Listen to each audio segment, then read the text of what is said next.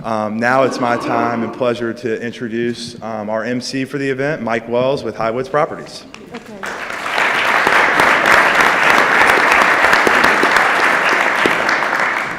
Good morning, everybody. Welcome to the 2019 NAIOP School Challenge. My name's, again, Mike Wells. I've been in some form of commercial leasing for 20 some odd years, and it dawned on me my next case study is going to be on incontinence and its effect on assisted living care. Just some real quick housekeeping stuff. I'm going to take a minute to explain the process for this. Our committee begins batting around topics in November of the previous year and decides on the best case for the students. Each university then assembles a team. In January, the students were given the case study at the School Challenge kickoff meeting. They had the opportunity at that point to meet with their coaches as well. They had almost 10 work weeks to work on both their oral and written presentations. All written presentations have been submitted to the judges and scored. They represent 50% of the total score. The oral presentations this morning will represent the ballots. And that winning team will win the title of School Challenge winner. And they'll receive the shovel, the silver shovel. A couple quick things, just today's agenda. Each school will have 15 minutes to present their case. They will be given a warning at minute 5 and then at minute 2. Following each team's presentation, there will be 5 minutes for Q&A from our judges. One of the key benefits for the students today is the exposure they receive to the commercial real estate community. NAIOP has prepared resume books of each participant, and you please pick them up on your way out as you leave this morning. After the schools present and before the winner is announced, we'll have a great panel discussion moderated by Richard Reed with HFF on a real case scenario. Early this morning, the students drew numbers, and here is the order of the team presentations: Georgia Tech, UGA, Emory, Georgia State. So I'm going to turn it over to these guys. Good luck. Thank you. We good to go? All right. Well, good morning, everyone, especially good morning, Mr. Bucknell. I would like to introduce you to the Techwood Real Estate Advisory Group. Our leadership consists of Justin White, Keshav Pandiri, Hemanth Balala, Jake Craner, Lavonda Brown, Sadi Salisis, and myself, Tyler Cooksey. So we understand that your main goal for us was to ultimately find the ideal property for this fintech firm. Your college roommate's fintech firm is rebranding upon moving from the Central Perimeter to either Midtown or downtown. We have kind of created some site selection criteria that we see is the most important thing that we need to take in consideration when finding the site. So with that, I'd like to talk a little bit about the fintech industry as a whole. Today, more than 70% of all payment processes are processed through companies that are within the city. So which totals $5 trillion annually. And the Metro Atlanta Chamber says that these companies bring in over $30 billion in annual revenue. So this is a very significant industry within the state. The increasing demand of trying to attract and retain the top talent to make your company better is very important for your college roommate's fintech firm. We wanted to find sites that would be located within a close proximity to a MARTA mass transit station, so we located them from Midtown and downtown. And just hit on this again, we have our recommendation for this next slide. I hope that you enjoy. So, as we said, the Midtown and downtown submarkets were the two target areas for us to look into. After our research, we're going to recommend that Midtown is the recommended submarket. This is largely due to Midtown being a place where live, work, walk, and play is a reality. It's a thriving business district, centrally located with great accessibility, and a rich array of transit and mobility options, along with top-ranked anchor institutions that bridge technology, healthcare, and the arts. So this is our recommended property right here.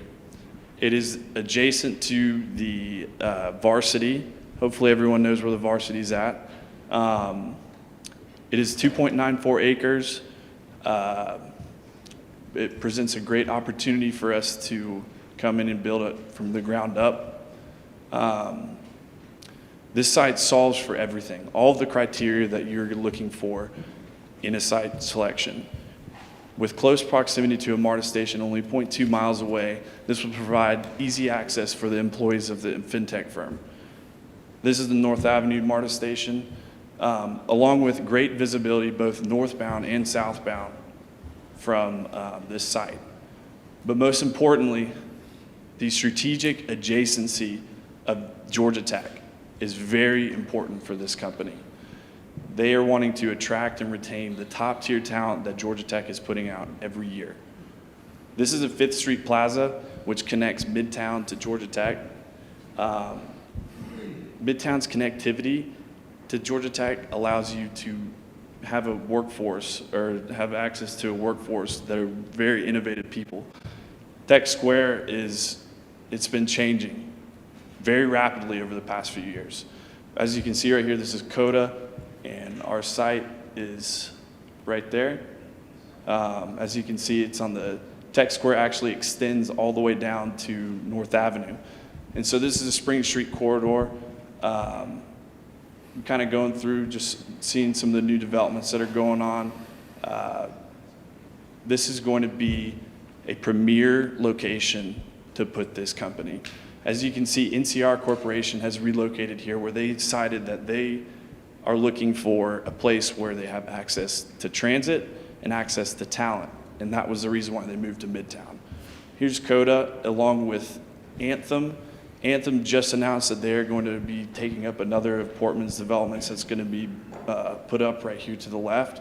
But this is Anthem's technology center that they're going to have. And then here's Norfolk Southern's headquarters. So this site is directly adjacent to that. So with this exceptional property, it's a very exciting opportunity for you. I'm surprised that it hasn't been bought up in the past few months, honestly. With this recommended site, it solves all the things that you're looking for. And we recommend that this is the place to go. And as I was saying, it solves all of these things. I just wanted to show this just to kind of give you just to see what it would look like once Norfolk Southern's headquarters would be built out. And just to give you an overlay of the parcels, it's a portfolio of 8 different parcels that total 2.94 acres. And we're going to get into this a little bit further in the development program. So I'd like to hand it over to Keshav, to talk a little bit more about it. Thank you. Thank you, Tyler. So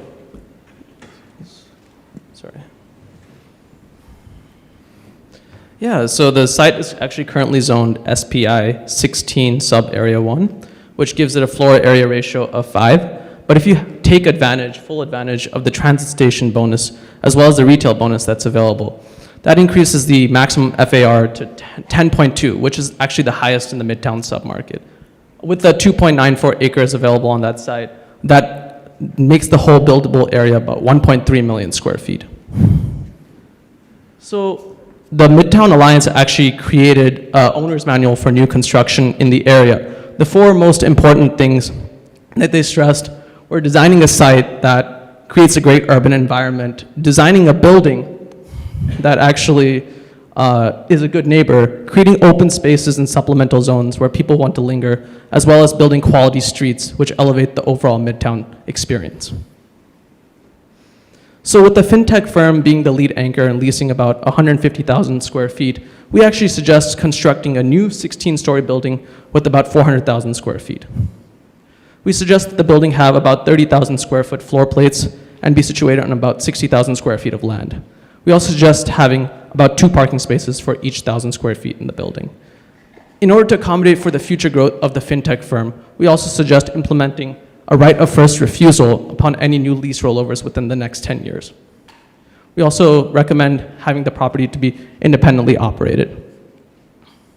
We suggest including about 14,000 square feet of retail on the ground floor. That would be restaurants, both dine-in and fast casual, as well as a cafe where coworkers could meet. We also suggest including amenities such as a fitness center, functional public spaces, as well as terraces where coworkers could meet as well. So who does this building serve? Who are the tenants we had in mind going into this space? So first of all, we have the fintech firm. They would lease about 150,000 square feet and would be the anchor tenant in this project. We also suggest including a co-working space provider such as WeWork or HANA. The reason for this is that they attract a strong startup tenant base, which meshes together really well and creates an environment which is almost required for a fintech firm. So that creates a total of 225,000 square feet that's pre-leased, or about 56% of the overall building.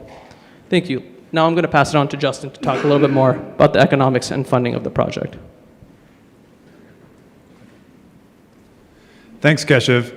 Hello, Mr. Bucknell. My name is Justin White, and I'm here to talk to you a little bit about the economics and financing for this project. So for our capital stack, we were proposing a 55% loan-to-value ratio. And the reason we're using this ratio is that we believe with the current economic conditions and the cycle that we're in, and the fact that it is winding down a little bit, that asking for anything more than 55% of debt might be a little bit challenging at this moment in time. For our equity, we are proposing 2 or possibly 3 sources: a limited partner, a general partner, and possibly a joint venture partner. When you pre-lease 150,000 square feet of space to the fintech firm, they may come to you and ask to put in some money in equity. And we suggest that you strongly consider this as a joint venture partner. We believe that this will solidify their commitment to the office and the development. For our budget, what we have estimated the total cost of development to be $182 million. Now, we've looked at surrounding Class A structures in the Atlanta area, and we used the average cost per rentable square foot to come up with this budget. As far as the land acquisition, this property being 30,000 square foot floor plate will require a 60,000 square foot piece of land. Our estimates are that this land is going to cost $16.2 million or $40.50 per rentable square foot. This is a bit of a premium price on this land, but it is a premium site. Now let's talk about income and the amount of money that this property will generate. We're assuming a stabilization in year 3. And the 3 things that we considered when coming up how much rent this property could generate is the location of the property, the type of tenant you're going to attract, and how the structure is visibly going to look.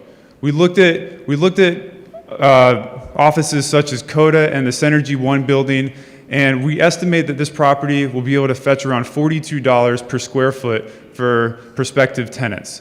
Now, assuming a stabilized vacancy of 8%, your yield on total cost of the development is going to be 8.58%, which we believe is very attractive to investors.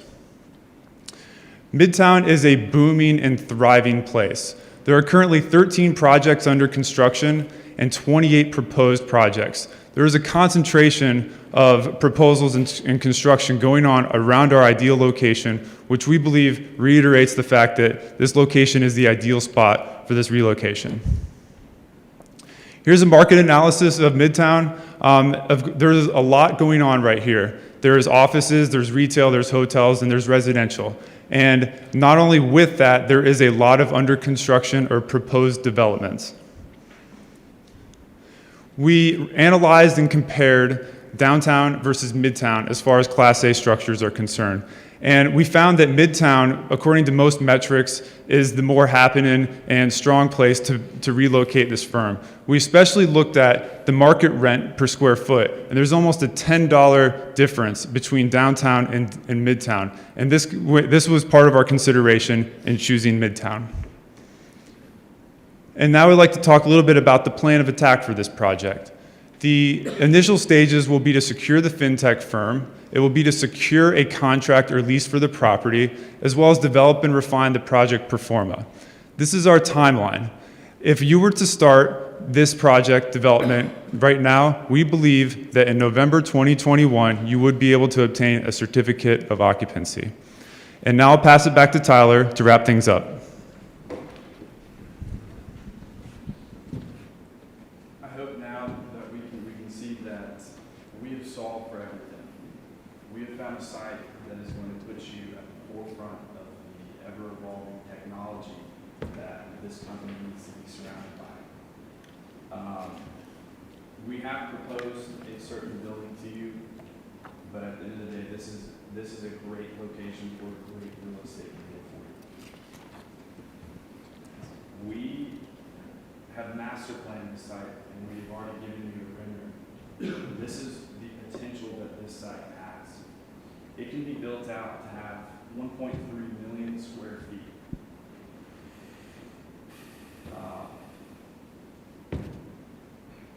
And the real question is, it's just if you guys are, Mr. Bucknell, if you want to do this deal,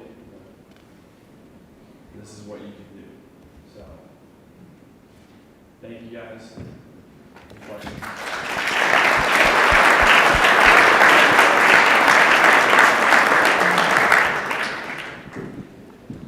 Okay, guys, we're going to have 3 minutes for question and answering.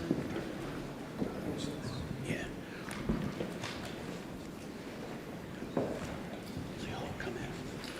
So, judges?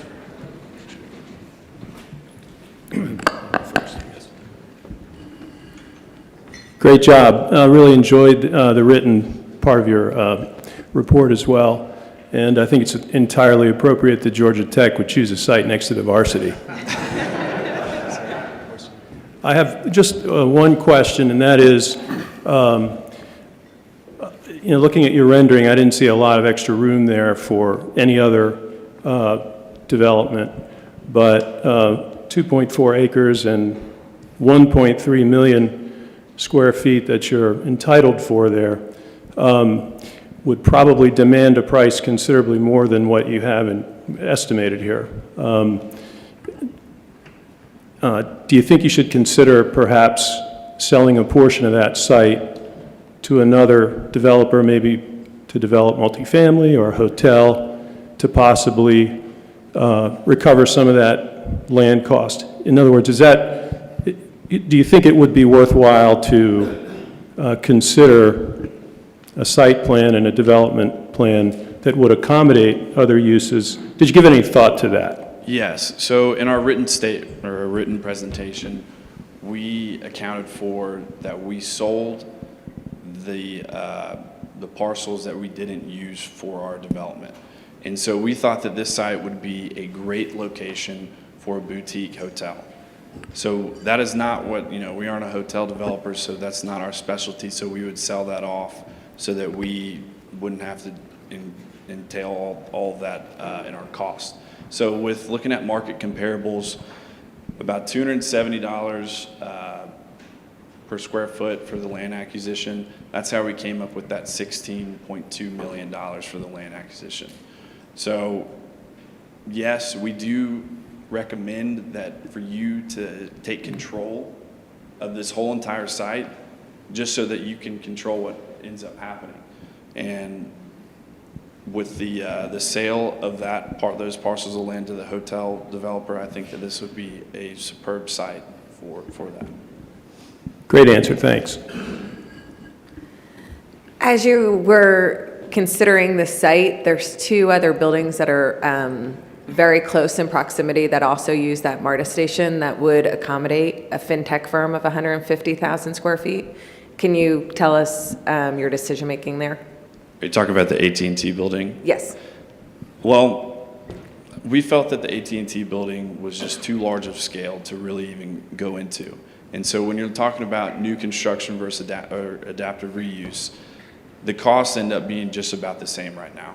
So why not start from the ground and just build your way up, and to be able to put your building or get your building ready for the future generations to come, rather than trying to retrofit a million square foot building. At first, when we were working through this, we really didn't see that the AT&T building would be a promising building for them. And as we've proposed, we are proposing a 400,000 square foot building. I thought that the 1 million square foot was a little much. I did have that in our rendering to show what this site's potential could be if you wanted to max out the FAR. As a developer, I think that it's important for you to consider, if you want to max this site out, for you to look into that. So I wanted to give you kind of a scope of that. But just hopefully I've answered part of your question, but we really just wanted to build this company a brand new building. And that's going to have great visibility. It's going to give them access to all of the best and brightest talent. And I mean, AT&T does provide that, but it's kind of looks like a prison block when you're looking at it. So I don't know, it's not the most attractive building for us to work with. I think there would be some conflicting design issues. I think another big thing is that for this building, this construction wasn't not, for the fintech firm, it wasn't just about finding a new space. It was about completely rebranding the company, having closer access to talent, completely changing the face that they have to the rest of the world. And we thought a new construction would be perfect for that. I mean, if you look at what NCR pulled off, that's kind of like something that we thought would work really well for this company as well. We have Great. time for one more question. I have a question. Good job, guys. Thank you. Limited discussion about potential development incentives, either in the written or the presentation. Did you guys think about how you might be able to layer those into your development plan? So with the Midtown development guide that the Midtown Alliance has provided, we were able to identify some incentive bonuses that you could take advantage of that were going to increase your FAR ratio. And with that being said, we were going through and we hit on very briefly about the possibility of you taking advantage of the retail and the transit station bonus, largely due to the fact that our site, which is down in the bottom left-hand corner of this picture, is within the SPI 16 sub-area 1 of Midtown. This allows you to take advantage of the transit station bonus that we have added to it, and then as well as taking advantage of the retail bonus, having ground floor retail space. That's going to get you your 10.2 FAR ratio. We also could take advantage of the job tax credit and also the bonds for title that Invest Atlanta has to offer. And for the job tax credit for Fulton County, we need a minimum of 15 jobs in order to maximize from the job tax credit, and it's roughly $1,700 per job that you're able to receive back if you hit the 15 minimum. And then for the bonds for title, we can essentially use that to leverage financing the building so that we don't have to come out of pocket. So those are the two incentives that are applicable for our project that we also looked into for our property. Great. Thank you, Great. everybody. Good job. Great Thank job. you, guys. Good job.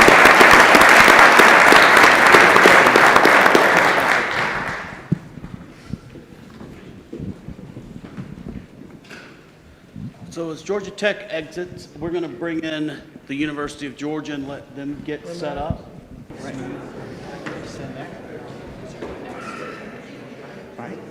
Good morning, everyone. Hi, my name is Ben Dow. These are my teammates, Miller Radford and Peter La Rosa. So we're from the University of Georgia. We're very excited to be here to present our recommendation for this year's NAIOP competition. So this is the agenda for today. We're going to start by walking through the guiding principles that framed our approach to this case. We're going to preview our recommendation, the product, and I'm going to walk you through our process of how we arrive at this product, going through market research, site analysis, going through our development strategy, as well as giving you a summary of our investment, and then conclude with a summary of our case. So the objective of this case was to propose an office development involving, but not limited to, a 150,000 square foot fintech anchor tenant. So after examining the case and doing some preliminary research, we had these three principles that we want to follow. First, we want to address our anchor tenant's needs by providing a modern office solution. Two, we wanted to provide a superior return for our client, Mr. Bucknell, by being a trendsetter and a market maker, which led us into the downtown submarket. And by being in downtown, we wanted to leverage the urban characteristics, the unique identity, and the economic incentives provided by downtown. With these principles, we're very excited to present to you our proposed development, Tower 171. That's right, Ben. The first major office development to offer contemporary space in the downtown submarket. 567,000 square feet. 34 stories. Co-working and incubator space with top floor views we do not see replicated in the market. Retail and restaurant on the ground floor, and rooftop space overlooking Peachtree at 171 Peachtree Street between Georgia Pacific and the Ritz-Carlton. Inspired by the calming nature of biophilia, we plan on bringing elements from the outdoors inside for modern appeal. Now back to Ben. So what Miller just presented was a vision of a contemporary office space. And providing this contemporary design is critical. We began our market research by understanding what it is that employers need. And employers today are relying on their office workplace to recruit top talent, to improve employees' morale and productivity. So for example, they're looking to transition from the traditional workspace of assigned workstation into more communal floor plans. There's an increased focus on providing amenities for employees, using your workspace as branding, improving space efficiency, as well as preparing for the transportation revolution. So we feel that it's so critical to provide all of these design assets, and the best way to do that was through ground-up development.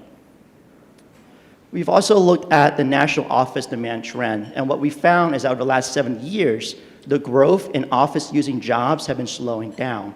However, office demand is being driven by the STEM sectors. They're already contributing 1/3 of office demand, and that contribution is growing. That trend in the tech jobs growing at a faster pace is also reflected in Atlanta.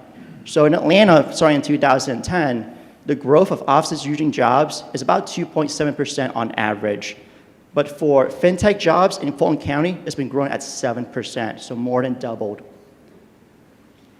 And this fast growth rate among fintech jobs shouldn't be surprising. Fintech is a core industry in Atlanta.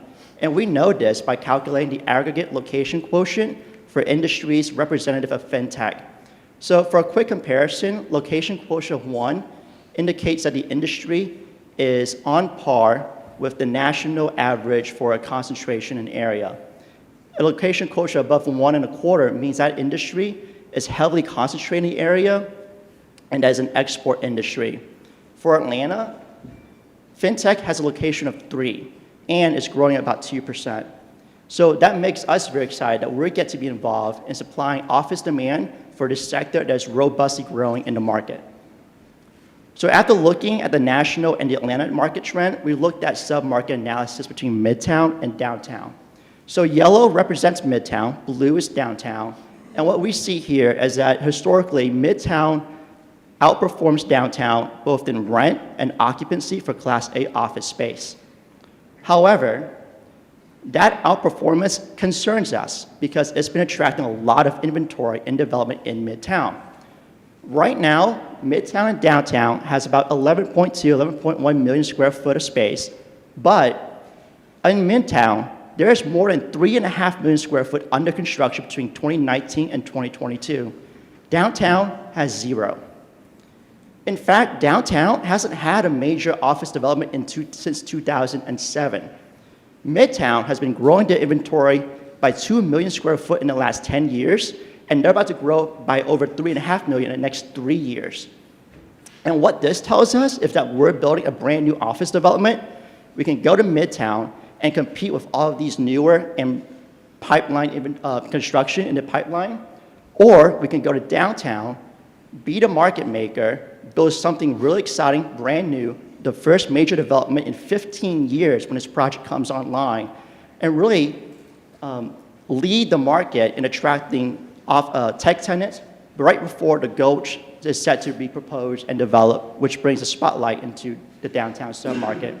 Essentially, we chose downtown because we felt it had the best opportunity for us to stand out and for us to be the big fish in a small pond.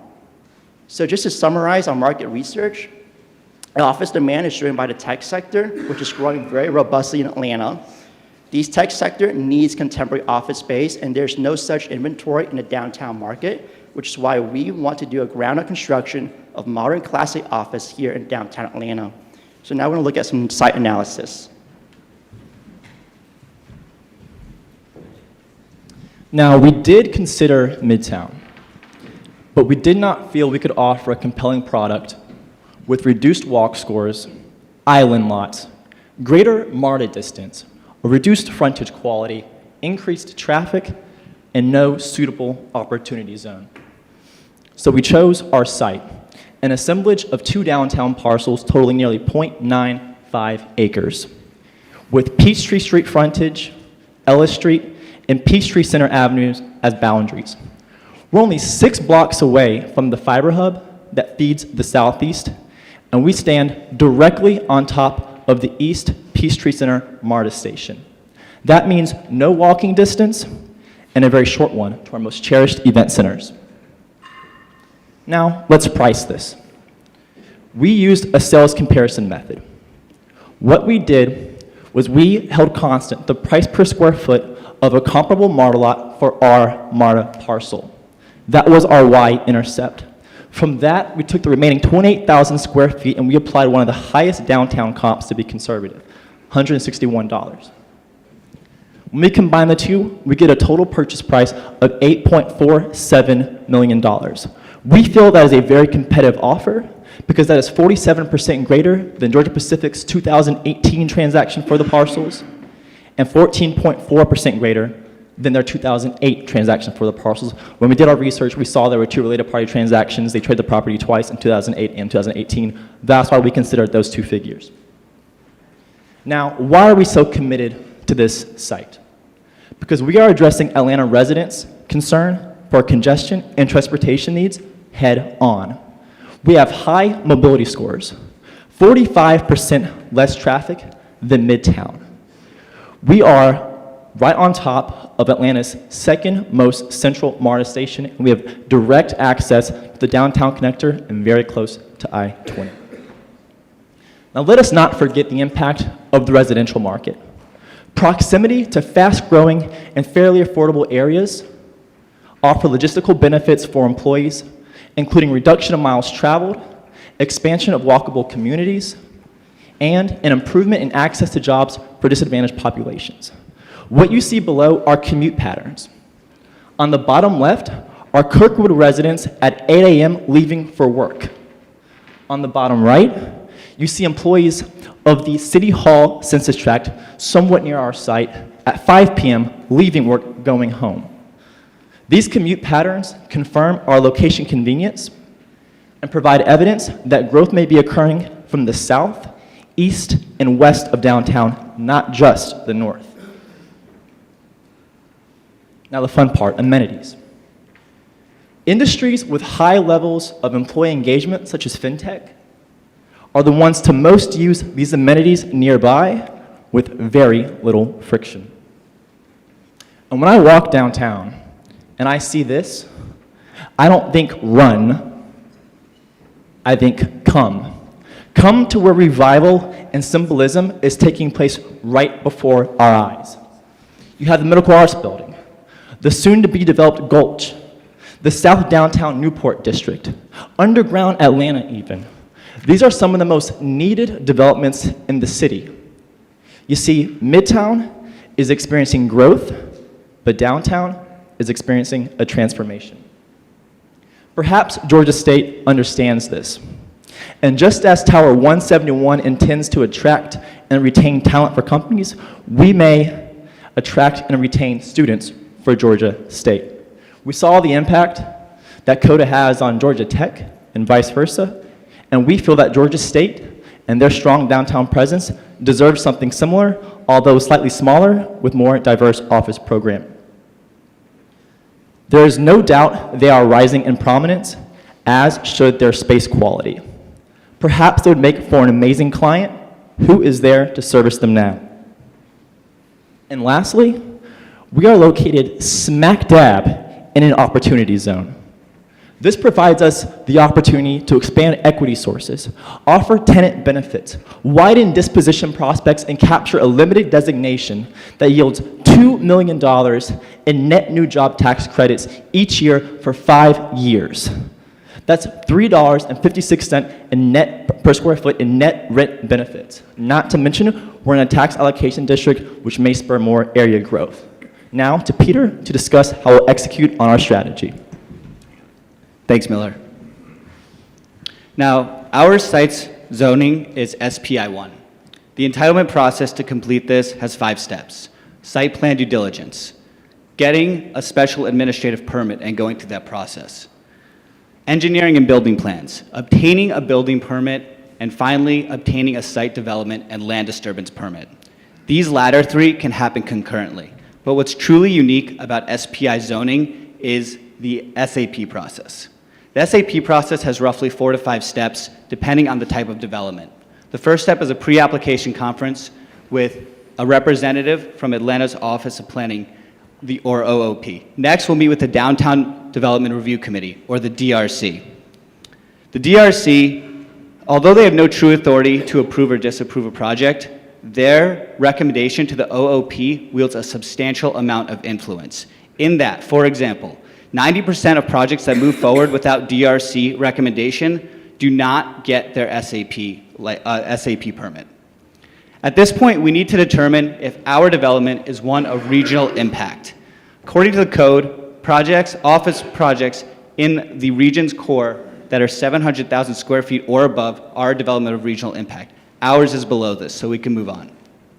At this point, we're going to send our updated plans to the Office of Planning, and we're going to assume that we have been granted the SAP.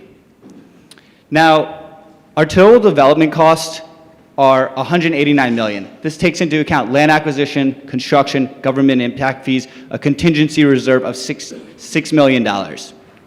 We've reached out to New York Life and have determined we can obtain a 70% non-recourse loan at $132 million. This leaves roughly $57 million in equity to push this project forward. We feel that structuring this as a joint venture with an equity partner is the correct way to go. We determined there are 2 options. The first is to partner with Koch Enterprises, who owns the property. This would zero out our land costs, but a more realistic approach is to partner with Goldman Sachs. And we determined that they would be a 10-90% split here. So we would provide $5.7 million in equity, while Goldman Sachs would provide the rest. You can see the waterfall structure here, the preferred returns, and the hurdle rates. I'll go into those in the investment metrics section. Our investment philosophy is to sell the property at year 3, which is 1 year after operating stabilization. We've determined our post-development value will be $268 million. With a 65% LTV loan from JP Morgan, that comes to roughly $174 million. Our mortgage constant sits at 8.29%, while our average debt yield through the operating years is a healthy 9.53%. Now, for the key investment metrics. We project to sell the property at $284 million, with a levered IRR of almost 17% and an equity multiple at almost 3x.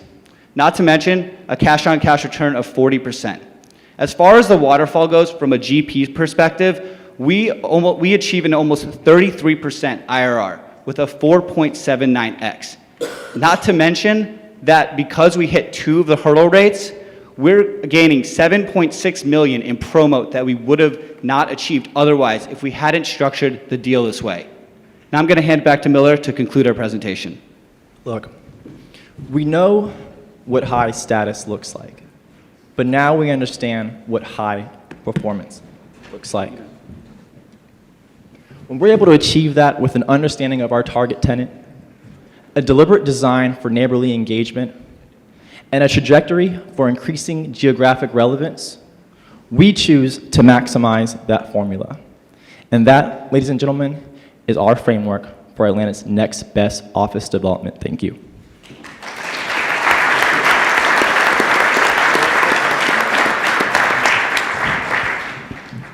Good job, guys. We'll have 5 minutes for question and answer. Judges. Great job, guys. Well done.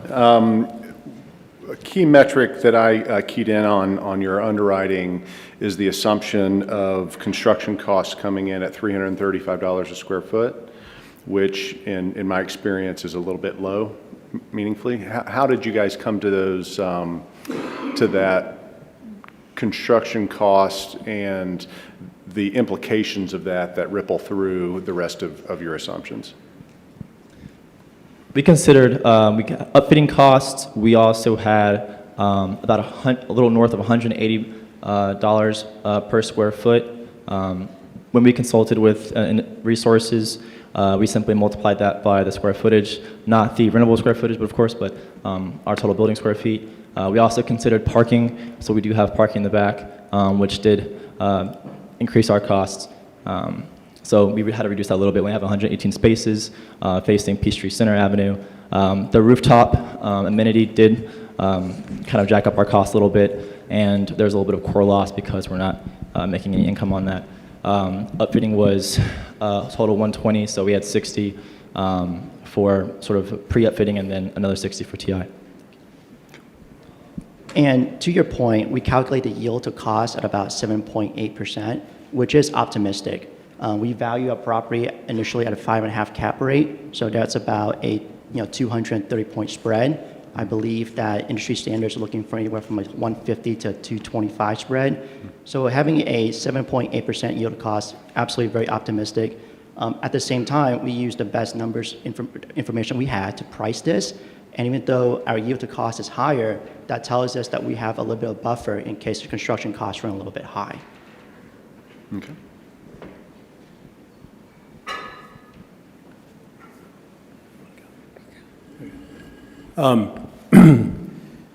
Maybe you could elaborate a little bit on the total number of parking spaces that you determined to build, which is only 118, which is 0.2 per 1,000 square feet. And I realize you're on a, you've got transit, a rail station. You also mentioned, at least in the written report, that there are 5 surface lots that employees could utilize within a block or so. Are you concerned about, as downtown and midtown develop and these surface lots disappear, are you concerned that you're going to come up short with only 118 spaces on site? As those may disappear, by the time that may occur, and if that occurs when the downtown area and the Gulch is developed in 5 or 6 years, we hope that autonomous vehicles will make a breakthrough in the market. And if individuals want to use MARTA, they can park at MARTA perhaps. And we did want to be strategically located near some of those high growth neighborhoods where they could walk to the MARTA station or park or ride a bike near it and then commute in. We have the 118 spaces really for clients, customers, executives, and it is quite low. We recognize that, and that would be a challenge, and that is a risk factor that we discuss in our paper. Thanks. We have 2 minutes for one last question.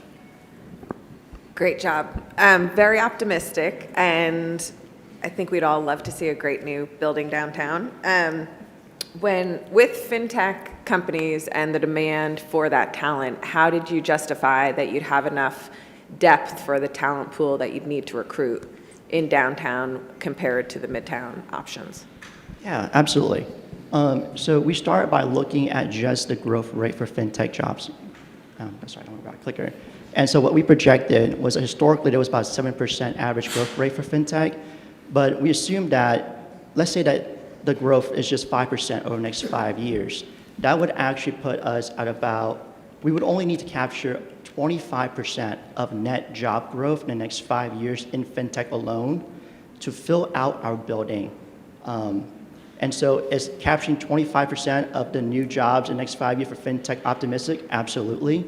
But we're not limiting our tenant pool to just fintech companies. General office using jobs are also growing in Atlanta about a 2% growth rate.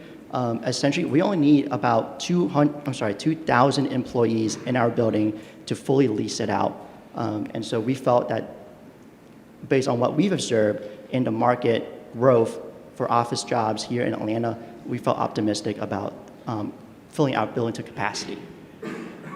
Great, thanks. Thank you, guys. Good job. Can you get the next one? You're back there. Alrighty, so good morning, NAIOP. Thank you again, NAIOP and our industry resources for your help and support. Without you, this project would not have been possible. We are Team Emory. I'd like to go ahead and introduce our esteemed team members here. We got Sam Benton, Dave Greenberg, Devin Patel, Nicholas L. Melly, and my name is Maximilian Gutierrez, team lead. So as we set the situation up for you here, we want to let you know that relationships are our top priority. We're fortunate enough to know George Bucknell, who has access to a fintech business, who's looking to relocate from perimeter to either Midtown or downtown. As we looked at our project considerations, we wanted to make sure that our tenant needs were top of mind. And really, these are the main reasons why he's looking to relocate: branding, talent recruitment and retention, growing space requirements, proximity to transit, i.e. MARTA, and amenities. It's also important to note that as we were looking for, through our project underwriting, we're not considering a JV with our fintech anchor due to their return on invested capital being higher for fintech versus real estate, a non-core asset. So we've made some assumptions here. Our top assumption is that talent considerations outweigh affordability. This is key to the needs of our tenants for our anchor and all of the remaining tenants for our asset.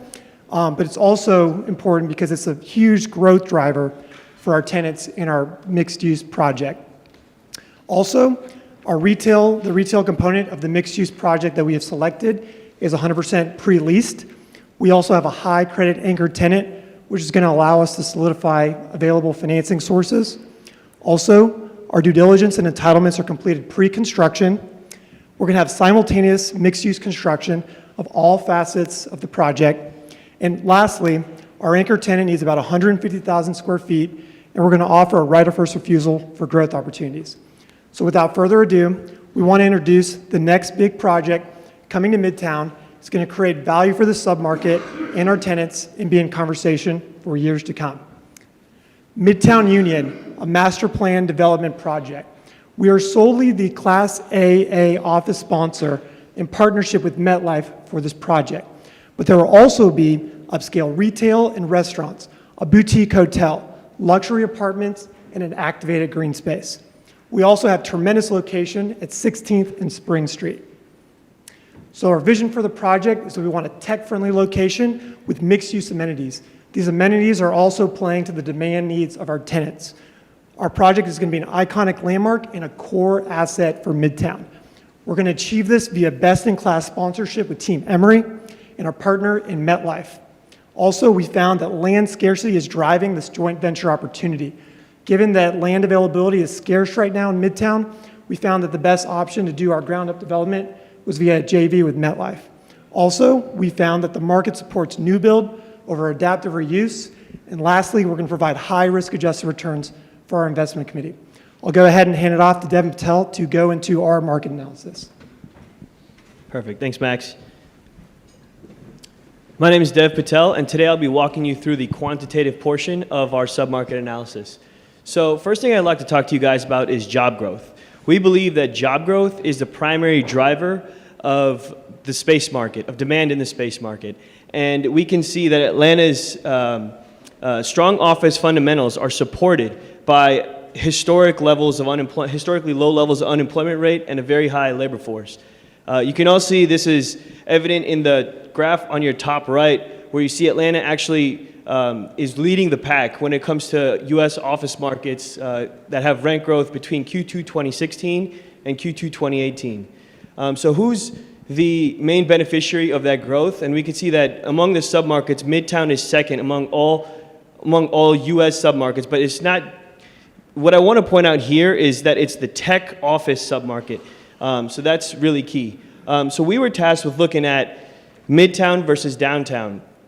And so we put together some key metrics that we thought would kind of overlay what's the most important between the two. And we felt that Midtown was the healthier option, demanding higher rents and having the ability to absorb most of the supply that's been coming on the market. It also has a lower cap rate, which signifies long-term growth trajectory. And if you focus your attention to the right, we could see that Midtown is actually outpacing downtown when it comes to year-over-year change in Class A office rent growth. So you might be asking, well, what is causing that change in rent growth? And what we came to conclude was that there is a tech relocation revolution happening currently. So if you focus your attention to the right, again, we'll see that these are all different submarkets within the Atlanta MSA, and more than 13,000 companies are now moving and converging into Midtown. And that says a lot about the job growth in Midtown. And you can see in the chart on the third and fifth columns,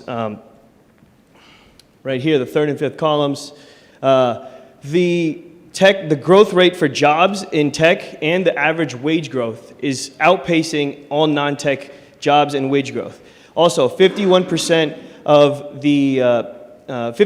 Atlanta's MSA has a bachelor's degree or higher. Growth of tech degrees between 2011 and 2016 has been 41%. And overall, Atlanta is a great place for corporations to come because business cost is lower here, 94% relative to the average American city. With that being said, I'd like to pass over to Sam, who's going to walk you through the qualitative portion of our submarket. Thank you very much. I'm Sam Betton. So this room has a wide age range, basically. Let's just put it casually. So Midtown, when I say it, for some of y'all who've been here for 30, 40 years, right? Midtown, back when you first started, meant something completely different to the Gen Zers and the Gen Xers that we're trying to recruit and the millennials. Midtown today is all of the above. It's Piedmont Park, it's music festivals, it's alfresco dining, it's Georgia Tech as a preeminent university that's very much producing civil engineers, computer engineers, software engineers, the talent that our target client needs. Additionally, it's the cultural, the fine arts hub of the city. For everyone who's trying to attract talent these days, Midtown is the submarket where you're going to be able to provide the amenitized needs both as a live, work, and play situation. So qualitatively, we want our building at Midtown Union to be a part of this vibrant and growing submarket. Now, where within the submarket, we focused our search at viable sites within a quarter-mile radius of the three major MARTA rail stations, North Avenue, Midtown, and Art Center. As you can see from the three images above, there are very few viable sites. Those are the yellow rectangles. Midtown Union, at the north end of the Art Center quarter-mile radius, is where we eventually chose to select our site because of its proximity both at the north end of all of the development activity going on in Midtown and its prominent site within the greater Atlanta MSA. That being said, all of those green boxes are not office developments. That is hotels, that is multifamily, that is office as well. There is a lot of momentum going on in Midtown, and as such, we want to be a part of it, we want to be a prominent part of it, and we want to be that northern anchor, that beacon along the connector, that when you first enter into Atlanta, coming down the connector from the north side and all that traffic on 85, you're going to see that glimmering, shining building there. And we're going to have some prominent signage for our fintech clients. And without further ado, I want to talk and toss it over to Nick, who will tell about the financial metrics of how we're going to make this happen. Thank you, Sam. So now that we know why Midtown and where Midtown, let's jump into the project a little bit. So this is a 1.7 acre fully entitled parcel. Again, it's adjacent to Midtown's MARTA Arts Center station, a key consideration for this project. We have our best-in-class development team, which is, of course, Team Emory, along with our co-GP, MetLife, Brassfield and Gorey, our GC, Cooper Carey, our architect. And right now, it's the RFP, it's a dead heat in leasing between CBRE, Cushwake, and JLL. It's probably going to be a photo finish. Each use in the project will be structured fee simple condominium, so it's air rights governed by a reciprocal easement agreement. And of course, it's going to be LEED Platinum certified. The office component, we're looking at 450,000 square feet of gross leasable area. That's across 17 stories, so that's 35,000 square foot floor plates, so it's great for large users. Additionally, we'll have 10,000 square feet of retail in street-level condominiums. And as Sam mentioned, we'll have signage rights available for negotiation with some of our tenants. It's parked at a 2 to 1,000 ratio, which we can flex upward as necessary by drawing on excess parking at the other uses within Midtown Union. And speaking of those other uses within Midtown Union, we are in discussions with a local multifamily developer to do a 359-unit luxury apartment project. We're also in discussions with Hyatt and another local hotel developer to do a 189-key hotel under Hyatt's new soft brand, the Unbound Collection. We're also in discussions with Trader Joe's to anchor some of the retail, and we'll also have some local restaurant concepts. And rounding it off, we'll have an elevated amenity deck and activated green space at the street level. Let's jump into the development plan. So we're underwriting a 24-month construction timeline. Conservatively, we're going to be all in at $510 a foot. Our FinTech anchor tenant will move in with a temporary certificate of occupancy, occupying 150,000 square feet across floors 2 through 6. We're underwriting them at $52 a foot gross, 40 net, and they'll have a right of first refusal on an additional 70,000 square feet if they choose to exercise it. Behind our anchor tenant, we're going to pre-lease an additional 200,000 square feet. That's going to bring our occupancy in year 3 to 76%. The following year, we'll lease up an additional 74,000 square feet, stabilizing our occupancy at 93% in year 4. Across that period, we've underwritten a $100 budget for TI and leasing commissions. And on average, we're looking at $41 a foot net rents across the entire project. And let's jump into the investment highlights here. Again, this is a 90-10 co-GP joint venture with MetLife. We'll bring 10%, MetLife will bring 90%. We'll be all in at $235 million. We've underwritten a construction loan to cost of 65%. It's 2 years of interest only, thereafter 25-year amortization, and it's a 6.5% fixed interest rate. Key metrics, again, we'll be all in, and we're looking at the bottom right-hand table now. We'll be all in for $510 a foot on our pro forma year 5 NOI. That's a stabilized yield on cost of an 8.25 cap, and we've underwritten an exit conservatively at 6.25 cap. So that equates to just over $300 million gross sale price, and a price per square foot on the sale of approaching $700. And now I'm going to hand it off to Dave, who's going to run through some leasing. All right, morning, everybody. Sorry. So based on our conversations with industry professionals in our research, we believe we can charge about $40 a square foot in rent, an additional $12 in a triple net expenses that'll be reimbursed. For a gross effective rent of $52 a square foot.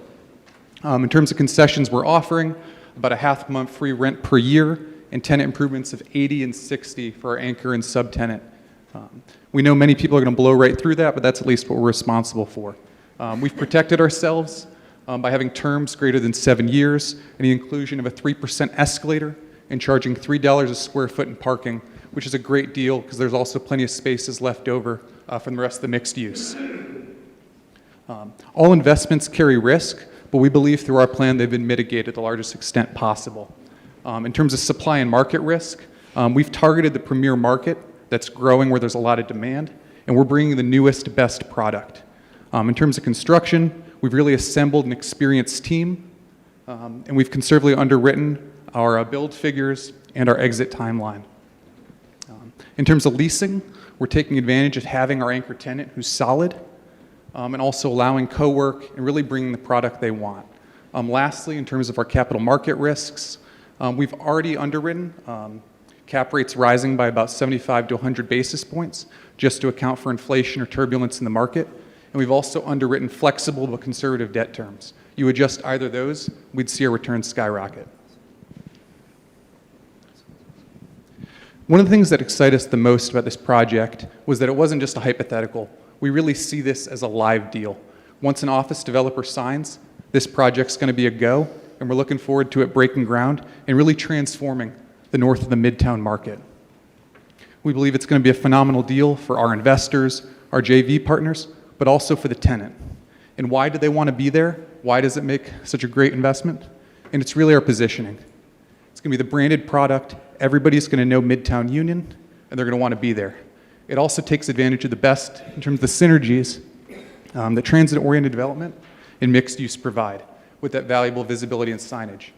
It's providing high risk-adjusted returns at a 2.0 multiple and a 20% IRR. So sign with us, approve us for investment committee. It's going to be a great project. With that, we want to thank you for your time. We want to open it up for questions. Thank you.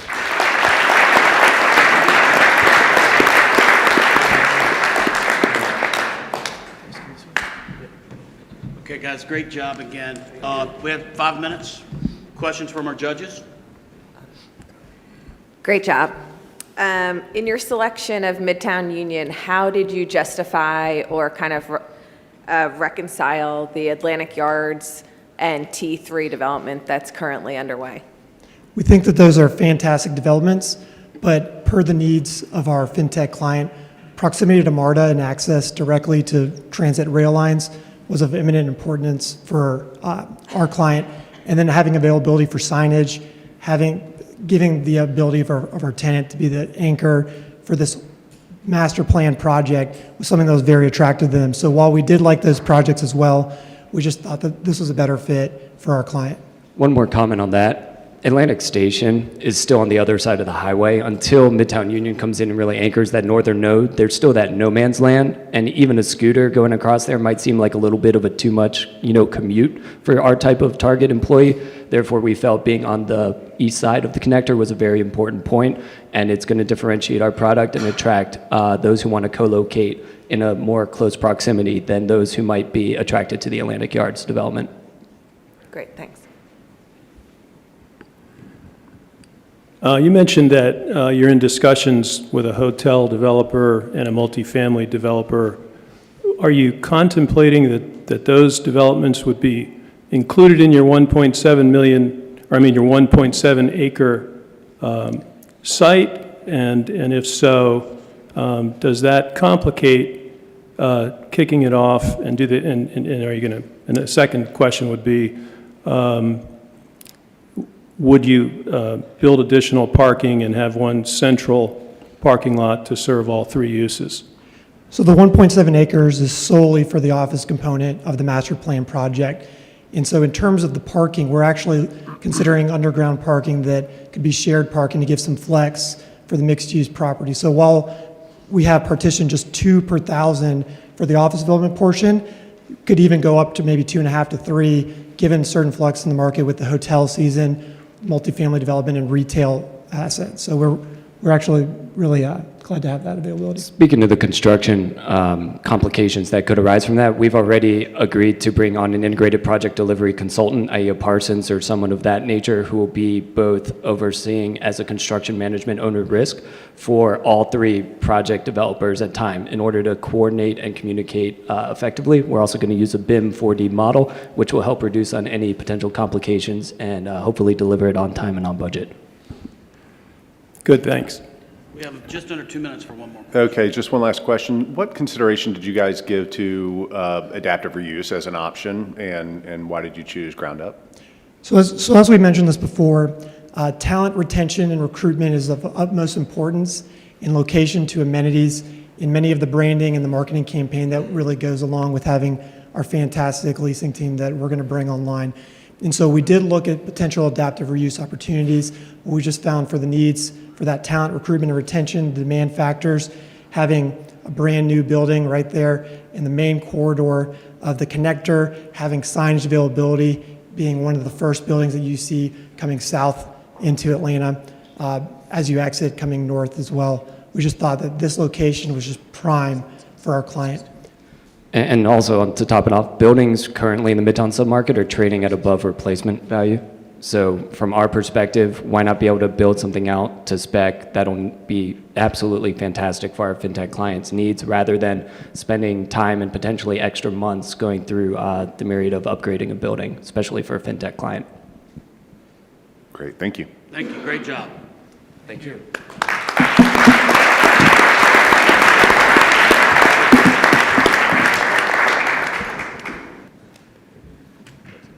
Are we ready? Good morning, everyone. NAIOP members and associates, thank you for coming out this morning and listening to our project. We represent the team from Georgia State University, and we are excited to present our project. My name is Rebecca Wynn, and on stage with me, I have Robert Bevers, Robert Smith, Chow Yang Yu, Antoine Clowers, and John Gelser. First, I would like to do a very brief project overview. George Bucknell, as you all know, is an office developer, and he has been asked by his college roommate to help his successful fintech company relocate from the central perimeter area into Midtown or downtown. As we all know by living in Atlanta, the central perimeter area is a short distance to Midtown or downtown. It's only 12 to 14 miles away, and yet it's another world. So we are going to evaluate the Midtown downtown area. Part of the requirements for this company is, excuse me, they're looking for a minimum of 150,000 square feet within the next 2 to 3 years, with optional room to grow. They want the close proximity to MARTA to make the commute a little less strenuous for the current employees in the area. And they also think that parking is important because the company believes that autonomous vehicles will be the wave of the future. And they want to be able to have an adaptive reuse for parking that may not be used in the coming future. Now I'd like to give a little overview of just the fintech industry in general. Financial technology is definitely the wave of the future. It touches on several different subsets. And as you can see, there's a blockchain. Oops, I'm sorry. Oh, you're going the wrong way? I am? Oh, crap. No, that's the wrong way. There it is. Sorry. It has several different subsets. There is the blockchain applications. There are lending applications. There are electronic payments. There are financial management, and also big data security and fraud. And these are the big growth areas that Georgia will be the beneficiary of as these companies grow. Currently, there are over 38,000 employees among 120 plus companies. And in the future, there's going to be a need for at least 5,000 trained employees within the next 3 years in key development and support areas. The current trend is companies to locate closer to talent, including universities and colleges. And this is going to be important for our fintech company. As you can tell, fintech is very profitable. As an industry in 2018, they made over $21.2 billion with phenomenal growth between 2013 to 2018. The industry has grown at 8.9% with an expected 4.4% in the future. We think that they're definitely in their expansion phase of their economic cycle, and we're excited to see where they go.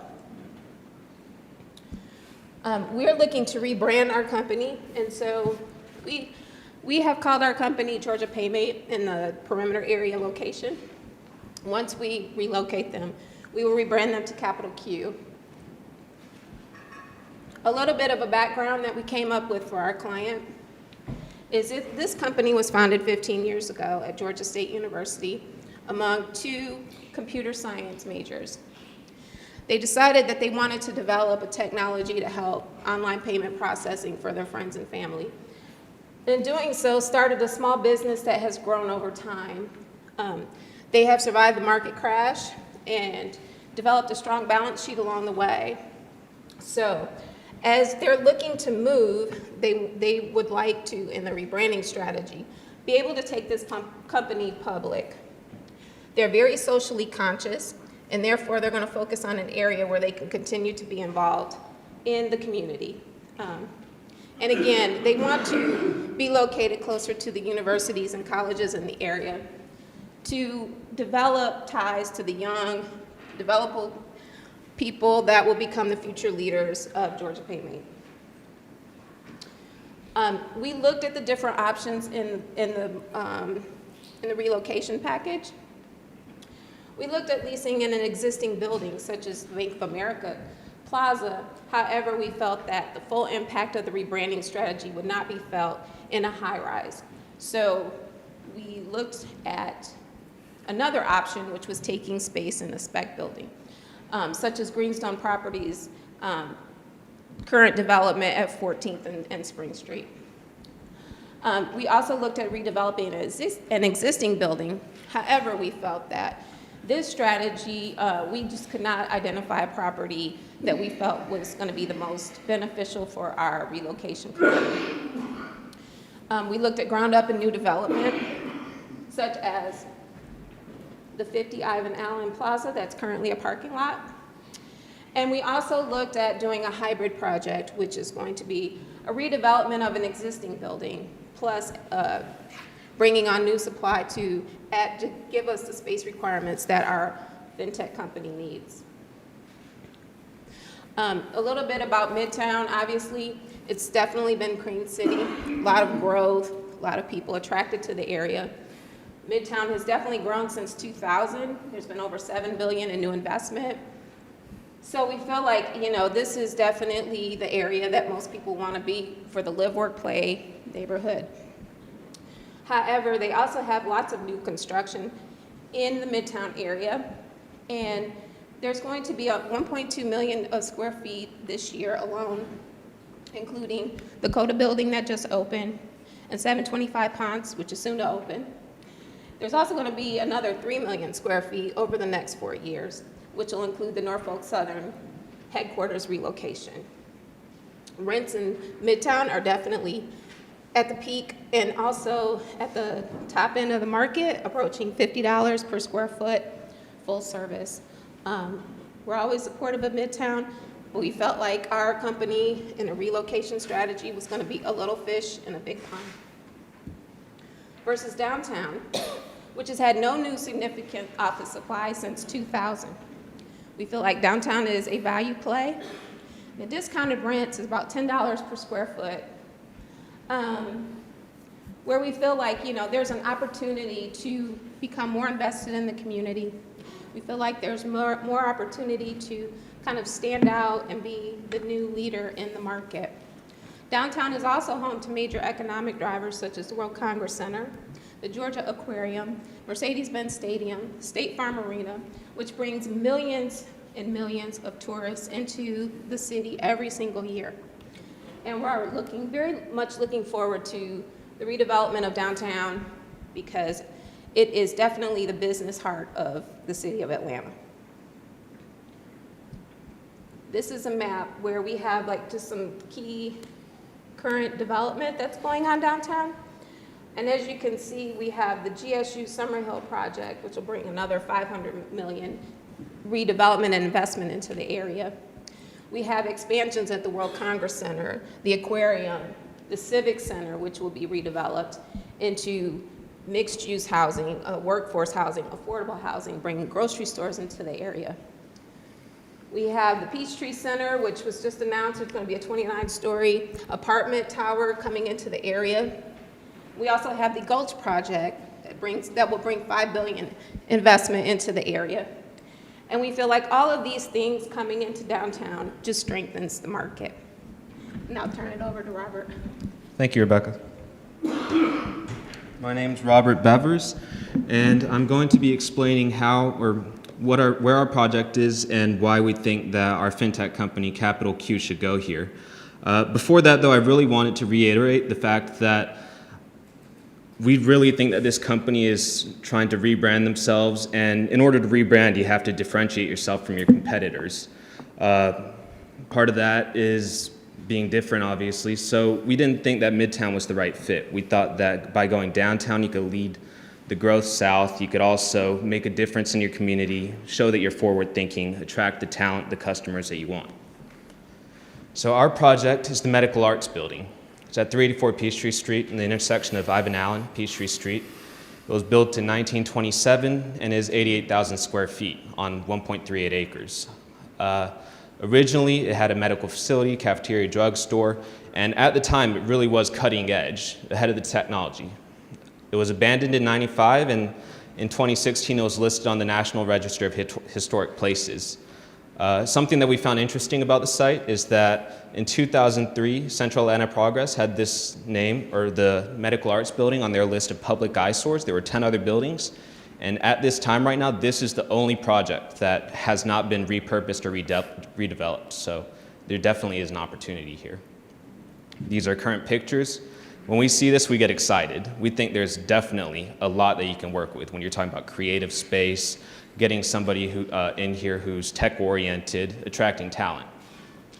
So this is a half-mile radius around our site. And as you can see, it's right next to the MARTA Center, this Civic Center. This is something that was a necessity in our case. And it's half a mile from Georgia State, just a little bit more from Georgia Tech. You have many major players in the area: Emory Hospital, Mercedes-Benz Stadium, World Congress Centers, Centennial Park, you name it. So people don't really think about this area as being centralized, but it is. One major project that this would benefit from, and I want to be clear that we did not pick this site because of the Stitch, but if this were to happen, it would be a big game changer. So the Stitch is a cap on the I-75-I-85 connector, starts at West Peachtree Street all the way from Piedmont Avenue, and it's planned to be a 14-acre green space park on top of the interstate. We think that this would really revitalize the area. One of the knocks on downtown is that it's not as walkable as Midtown. We think this is the solution. In addition to that, the Stitch would be partially funded by Civic Center, or by MARTA, and the Civic Center would be redeveloped. So for any commuters, this would also help them greatly. Our development strategy is to completely renovate the entire Medical Arts Building and dedicate it to Capital Q, our fintech company. They would have flexibility in going through the process how they view the project. And we also want to build an additional 237 square foot office tower fronting Ivan Allen. Capital Q would take 61,000 square feet, the remainder of their 150,000 square foot requirement. And we also want to put a couple of floors of co-working space on top of that, bring in entrepreneurs, but also we would have the ability to grow into that as Capital Q continues to grow and looks for more space. And we would have another 100,000 square feet for speculative office, but one idea that we really want to pursue is to form a partnership with Georgia Tech, Georgia State, make an incubator for tech, make a fintech branded building, and that totals out to 300,000 square feet of office. We would also rebuild the existing parking deck to include 9-foot clear heights. In the case, a major issue with autonomous vehicles coming, so we think that this is something that can naturally transition. And on top of the parking deck, we would build 352-unit apartment complex, catering to workers in the area and also students that go to Georgia State and Georgia Tech. We would also dedicate the ground level to retail use, as there really is no retail in the area. There's millions of square feet of office users. You have the Social Security building, Ivan Allen Plaza, Georgia Southern, and they have nowhere to go.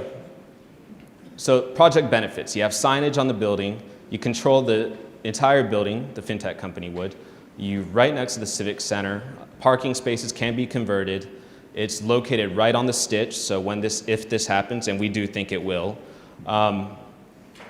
you have a whole lot of upside. Half a mile from both Georgia Tech and Georgia State, and you have superior ingress and egress from I-75-85. We talked to many people that worked at Ivan Allen Plaza, and they say that the commute going north is even closer than being in Midtown, just because you're right off the connector. So how do we make this work? We know that it's usually more profitable to build in Midtown because of higher rents, and the cost is the same aside from land. So Being on the National Register of Historic Buildings, we would get a historic tax credit for 25% of building improvements on the Medical Arts Building. We also can sell donate a preservation easement. We value that to be worth $3 million. It's located in East Atlanta's tax allocation district, be eligible for up to 10% financing. And by being so close to the MARTA station, we could build less parking spaces. We know that that's a big cost in this kind of development. Rents are going to be about $40 a square foot gross for office, $30 triple net. There were no new office buildings downtown, so we think that there'd be about a $10 premium first mover advantage. We have a higher mix of studios and one bedrooms on our multifamily side. We think our main audience is going to be students and employees, millennials in the area. We use Post-Centennial as our base case. They're leasing right now at about 30 units a month. Rents are higher than ours, and 10% of our units are going to be affordable housing. Capital Stack, it's a $219 million project, very big. And 14% of our project is going to be funded by incentives. That's how we made our numbers work. Office, we're developing at about $400 a square foot. Apartments, a little north of $350. Once you factor in those incentives, our cost of office is 8.6%, cost of apartments 5.5%, and a lot of our gain here is upon our refinance and upon stabilization, about 2 years out. We're building at about a 60% loan to cost, and we're going to refinance at a 70% loan to value, and that really will drive our returns. So current building photos, we showed this earlier. Wanted you to have that fresh in your mind when we unveil the project. Post-renovation, this is what it could look like. We think that this will draw the talent that you're looking for. And this is our development strategy. We have Medical Arts Building on the right, from the bottom right picture. Office tower would be the one on the front, and then the apartment complex in the back. And this is our special thanks page in the finalized project.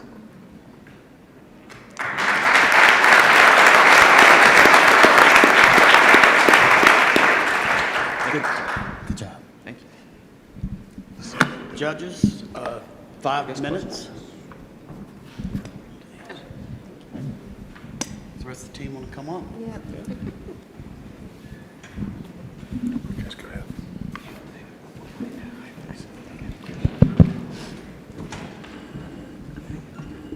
Well, you said early on that your client, George Bucknell, who has the relationship with the fintech company, and George is a developer.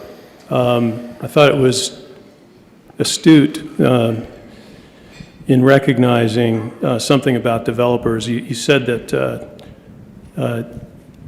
he wanted a signature statement and he wanted his own building, so you rejected the Greenstone building. So I guess that indicates that developers have big egos. So you learned something valuable. I thought it was a great presentation. I enjoyed the written report. It just seemed to me that, and I commend you for sort of going outside the box and choosing what is essentially a downtown site. Even though it would be on the Stitch. The Stitch is, at best 10 years away. Maybe that's, not a driver, and I don't think you indicated that it was, but it seems like a lot of stuff to cram on that small site. Are you sure you can fit it all on there? The apartments, as well as the office building and the retail, just pretty ambitious. Who did you consult with and to reach that conclusion you could fit it all on there, and are you really confident you can get it all on there? Right, so we spoke with different developers for all of this. Jim Borders was the multifamily, Harvey Rudy for the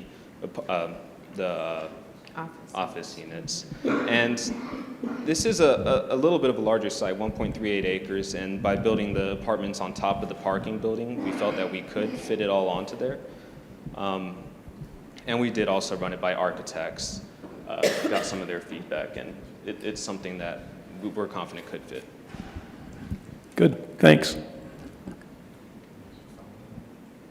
Well, if you needed more, again, it's a combination of the two sites, right? The one that the Medical Arts Center is on currently, and then the adjacent site that's currently the parking deck that takes us out to the corner of Peachtree and Ivan Allen. And the way that it's stacked, the floor plates that we're getting for the office, the floor plates that we're getting for multifamily, and then the way we're building it in stages, I think it's going to work. And it's going to work really well, especially if we're doing it in stages, being able to reduce some of the risk, bringing some of that product online a little bit earlier than others. And then once we can actually get the parking with the retail on that corner of Peachtree Street and Ivan Allen, I think it's really going to pop. Quick question. In the numbers, and by the way, good job, and I do commend you for taking a kind of a complex, a potentially complex assignment on and having an existing building and having to think through what all that would entail to add additional density to it. Just in going through some of the numbers, your acquisition of the building and the land itself, I'm missing that a little bit in some of the numbers. So I didn't know what your thought was on the acquisition of the existing building and the land. I see a land cost allocation of $3.25 million, but is it anticipated that that'll acquire both the building and the additional land? Right, so we spread that between the office and the multifamily. So 3.2 million is for one part, and Gotcha. add the other part to it. I think the number was about 6 million. And we were just going off of the assessed value. We didn't really have too much to go off of other than that. Sale comps or anything of that nature? Yeah, 6 million, about $5 million an acre we thought was fair. I don't think the medical arts building by itself really has much value as it is right now. We estimated that it would cost just as much to redevelop it as to build it ground up, so it really was just a land comp to us. Right, Okay. and we used the current Drapac sale of that 50 Ivan Allen Plaza that they just bought for $8 million, and that's just a surface parking lot. It's kind of our comp for cost per acre to bring it to this site. Gotcha. Thank you. Well, thank you, guys. Wonderful presentation. Thank you.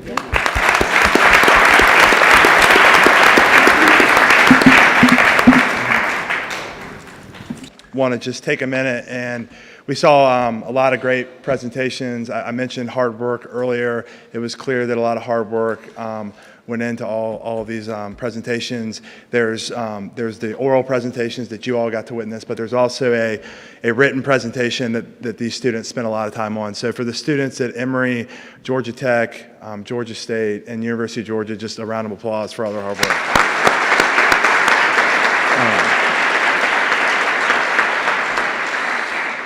And before I announce the winner, I want to thank again our sponsors, the premier sponsors, IDI Logistics, Kojima Building and Design Group, Randall Paulson Architects, our gold sponsor, Trammell Crow Company, and our bronze sponsors, KDC Real Estate Development and Resource Branding. So thanks again to all of our sponsors. And now I've got, you're already up here. I was going to invite Bo and Mike to the stage, but, and for now, again, students, great job. It was really, really, really close. But the winner of this 2019 School Challenge is Georgia Tech.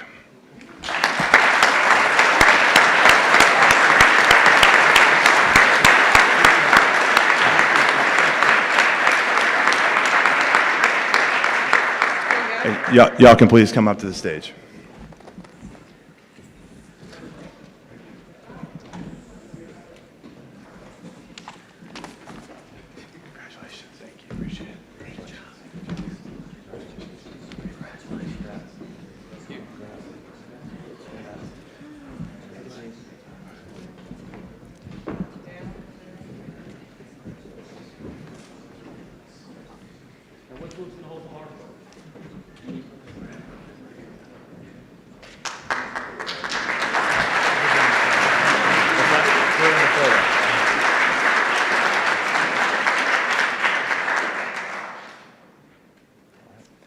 Thanks again, guys. All right, thanks again, everyone.